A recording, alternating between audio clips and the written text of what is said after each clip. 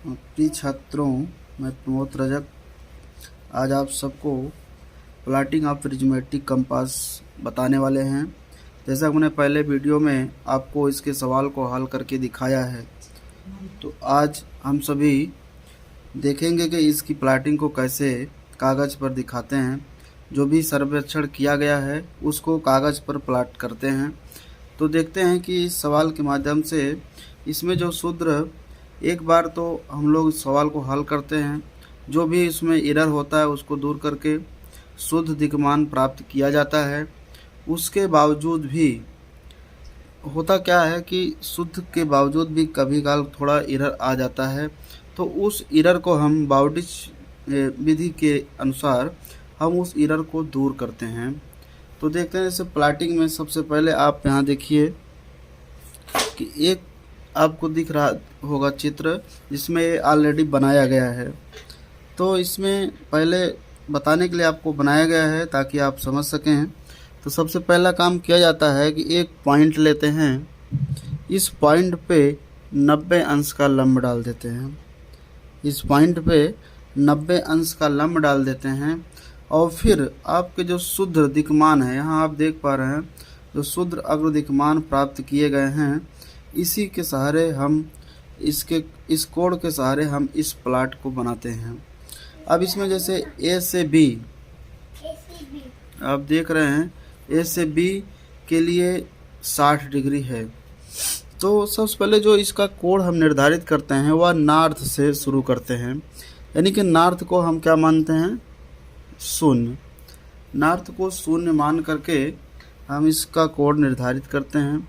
अब आप जैसे चाँदा प्रकार यहाँ पे लगाएंगे, चाँदा लगाएंगे, यहाँ पे शून्य होगा तो उसमें देखेंगे कि 60 डिग्री किधर है। तो 60 डिग्री पे हम एक बिंदु लगा लेंगे 60 डिग्री पे, और फिर देखेंगे कि यह जो ए से बी की दूरी है वह कितना है। तो पैमाने के अनुसार हम पहले ही सेट कर लेते हैं। अगर कोई पैमाना नहीं दिया गया है तो हम एक पैमाना मान लेते हैं। जैसे हमने यहाँ मान रखा है RF बराबर 1 संबंधी 1000। तो इसका मतलब हो जाता है कि 1 सेंटीमीटर कागज़ की दूरी बराबर प्रदर्शित करता है धरातल के 10 सेंटीमीटर की दूरी को। तो अब हमें 70, अब पहला देखा जाए ए से बी अगर देखा जाए तो है 70 मीटर। तो 70 मीटर को हम यहाँ पे कितने सेंटीमीटर से दिखा सकते हैं। तो यानी कि पैमाने में 1 सेंटीमीटर से 10 दिखा सकते हैं, 10 मीटर। तो 7 सेंटीमीटर से 70 मीटर को दिखाया जा सकता है। तो इसलिए ए से बी जो कि आपका 60 डिग्री का कोण है, उस पे ए बिंदु से मिलाकर बी बिंदु को हम 7 सेंटीमीटर की लाइन खींच लेते हैं। ठीक, ये पहला काम हुआ। ए से बी जो आपका स्टेशन है उसको बनाने के लिए कितना डिग्री का कोण था, तो 60 था। 60 पे हम यहाँ पे 0 मान करके 60 डिग्री का कोण निर्धारित करते हैं। फिर पुनः इसकी दूरी को देखते हुए कि 7 सेंटीमीटर से हम 70 मीटर को दिखा सकते हैं, तो यहाँ पे हम 7 सेंटीमीटर की लाइन ए से बी खींच देते हैं। और ए से बी खींचने के बाद पुनः क्या करते हैं, जैसे इस पर ए पर हम लंब डाले थे, पुनः लंब उस प्रकार से नहीं डालते हैं, फिर इसके समानांतर लंब डाला जाता है। जैसे आप देख सकते हैं, अगर इसके सेट स्क्वायर आपके पास होगा तो इसके समानांतर आप खींच सकते हैं। ठीक, अब जैसे यहाँ पे है, ऊपर कुछ आप लगा लीजिए, उसके सहारे आप यहाँ से खिसका करके बी बिंदु पर भी लंब डाल देंगे। सेम उसके समान जो ए पर लंब है उसी के समानांतर बी पर भी होना चाहिए, उसी के समानांतर सभी पर लंब डाला जाएगा। तो ये लंब डाल देते हैं और पुनः नॉर्थ को 0 मानते हैं। फिर देखते हैं कि बी से सी के लिए क्या कोण आ रहा है। तो फिर इसमें देखते हैं तो बी से सी के लिए जो है वह 117 डिग्री। बी से सी के लिए आप देख पा रहे होंगे, बी से सी के लिए 117 डिग्री का कोण है। तो 117 डिग्री हम इसमें देखते हैं, यहाँ पे 90 हो जाएगा सीधे, उसके बाद 17 डिग्री और 100 हो जाएगा, फिर 17 डिग्री। तो 117 डिग्री का कोण हम पॉइंट लगा लेंगे। फिर देखेंगे कि ए से बी से सी के बीच कितनी दूरी है, तो देखा जाए तो बी से सी 80 सेंटीमीटर की दूरी है। बी से सी 80 सेंटीमीटर की दूरी है। तो 80 सेंटीमीटर को हम कितने सेंटीमीटर, 80 मीटर की दूरी को कितने सेंटीमीटर से दिखा सकते हैं, तो 8 सेंटीमीटर से। अब देखिए यहाँ पे 8 सेंटीमीटर हम उसी कोण पे 117 डिग्री के कोण पे 8 सेंटीमीटर की दूरी यहाँ से यहाँ तक खींच देते हैं। ठीक, और पुनः उसी के समानांतर, जैसे बी पर पड़ा, ए पर पड़ा, उसी के समानांतर इस पर भी लंब डाल देते हैं। पुनः देखते हैं कि सी पर कितने डिग्री का कोण है।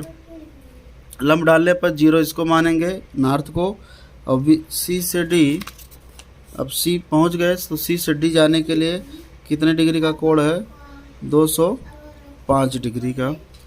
205 डिग्री है। अगर देखा जाए चाँदे में आपके ज़्यादा प्रकार जो होता है उसमें एक तरफ 180 अंश होता है।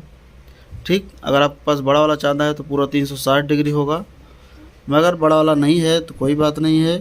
छोटे चाँदे से 180 जो होता है इसको सब, क्योंकि 180 से आपका ज़्यादा कोण आ रहा है तो 180 क्या करते हैं, 205 में 180 घटा देते हैं तो आपके पास कितना बचेगा। अगर 205 में 180 घटाएंगे तो जैसे आप पहले ही इसमें निकाल चुके हैं, जो इसका पश्च दिक्मान होता है वही 180 घटाने पर आता है, क्योंकि इन सब का अंतर भी 180 है। तो अगर 205 में 180 घटाएंगे तो आपका आ जाएगा 25। तो कहने का मतलब, अब पहले इसको जीरो जो मान रहे थे तो 180 इधर निकल गया, 0 यहाँ हो गया। अब इसके बाद 25 डिग्री का कोण और लेंगे तो यहाँ पॉइंट लगा लेंगे, यहाँ पॉइंट लगा लेंगे। फिर देखेंगे कि सी से डी की दूरी क्या है, तो दूरी है 60 मीटर। इस 60 मीटर को हम 6 सेंटीमीटर से दिखा सकते हैं, तो इसलिए अब देखिए यहाँ पे 6 सेंटीमीटर से इसको खींच देते हैं। अब पुनः इस डी बिंदु बन जाता है और डी बिंदु पर भी उसी तरह से एक लंब बना देते हैं। फिर लंब बना करके फिर देखते हैं कि डी से ई के बीच की कोण कितना है, तो 270 है। 270 को 180 में घटा देंगे तो 90 आ जाएगा। तो दूसरी तरफ हम कोण कितना है, 90 पर पॉइंट लगाएंगे और इसकी दूरी को देखेंगे तो आ रहा है 80 मीटर। तो 8 सेंटीमीटर से हम इसकी दूरी को खींच देंगे, तो ये बन जाएगा 8 सेंटीमीटर से इसकी दूरी को खींचा जाएगा। फिर ई बिंदु आपको मिल गया, ई स्टेशन। फिर ई से ए है, ई से ए है जिसका कोण कितना है, 330 डिग्री। अब 330 डिग्री को 180 में घटाएंगे तो 150 आ जाएगा। 150 डिग्री को हम अब यहाँ पे नीचे 0 मान करके लगाएंगे तो यहाँ पे जाएगा। ठीक, यहाँ पे जाएगा। इसकी दूरी को देखा जाए तो 70 मीटर है, तो 7 सेंटीमीटर से हम इसको दिखा देते हैं और इसको खींच देते हैं। यहाँ पे आपका बन जाएगा A1, जो नया ई से ए है तो A1 स्टेशन मिल जाएगा। ठीक, इस प्रकार से कोण के आधार पर हम सभी को खींच लेते हैं और लंब डाल करके वहीं से उसको हम कोण मानते हैं। नॉर्थ को हमेशा 0 मानते हैं। तो इस प्रकार ये खींच लिया जाता है। ठीक, तो ये आपका पहला प्रोसेस रहा। इसके बाद भी इसमें देख रहे हैं कि यह पुनः बंद माला रेखण है, फिर भी यहाँ पर यह मिला नहीं हुआ है, बल्कि कुछ दूरी पर गया है, जिसके बीच में ये क्या है कि यहाँ पे चला गया। यहाँ से नीचे देखा जाए तो यहाँ पे होना चाहिए। तो ऊपर से नीचे जो इस तरह से डॉट डॉट लाइन खींची गई है, यही क्या है, एरर है।